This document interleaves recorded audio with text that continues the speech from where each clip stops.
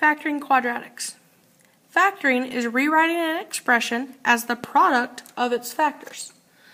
An example would be, let's say, -2 parentheses x plus 2 parentheses 3x minus 5. This is factored form. Is factored form. We are rewriting an expression as the product of multiplication of its factors. These three parts would multiply together to form another expression. Factored form will generally have parentheses. The number out in front is also important. So factor completely. These are the directions that you'll see is factor completely. There are 4 things you have to make sure you check for, or 4 things you do. The first thing is always your GCF. We'll talk about that in a second. GCF. Once you've done your GCF, then you look to see how many terms you have remaining in the problem. If you have 2 terms remaining in the problem, this is called a difference of squares. This is what you're looking for. It doesn't automatically mean that there will be a difference of squares, but that's what you check for. A difference of squares is when you have 2 perfect squares,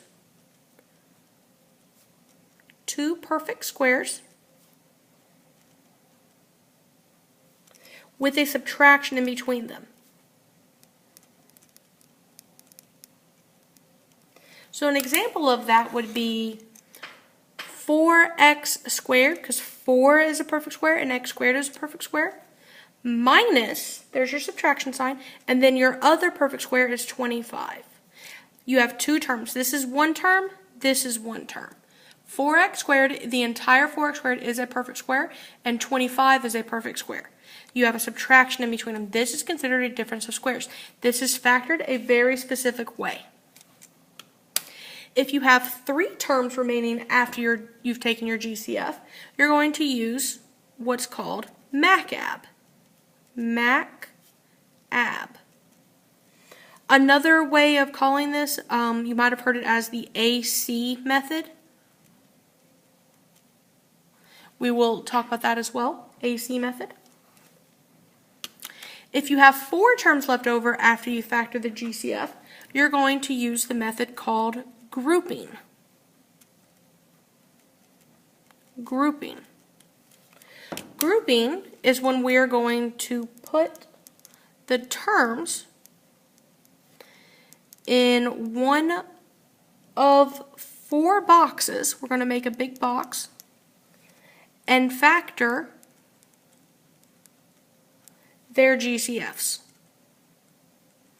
So even though we've already factored out the GCF of the main problem, grouping will have us factoring GCFs again, and that's perfectly okay. So an example of a 3-term polynomial that we could factor using MACAB would potentially be x squared plus 4x minus 5. We have 1, 2, 3 terms.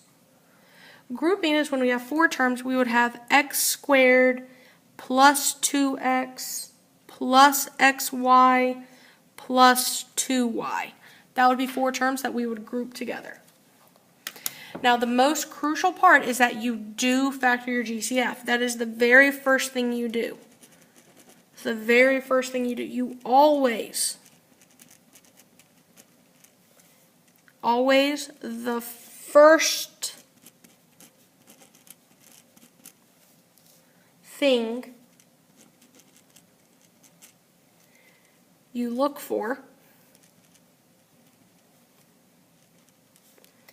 is the GCF. You always look for the GCF first. Everything has a GCF. Even if the GCF is 1, we need to know that. That's the first thing you look for is a GCF.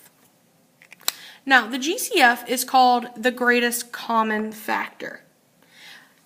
Greatest common factor is the largest number and or letter that each term can be divided by. So the GCF can be a number, it can be a letter, or it can be both put together. So it could be 1, it could be 2, it could be 3x, it could be negatives. It's the largest number and or the largest letter that each term can be divided by. So if they all contain that, that would be considered your greatest common factor.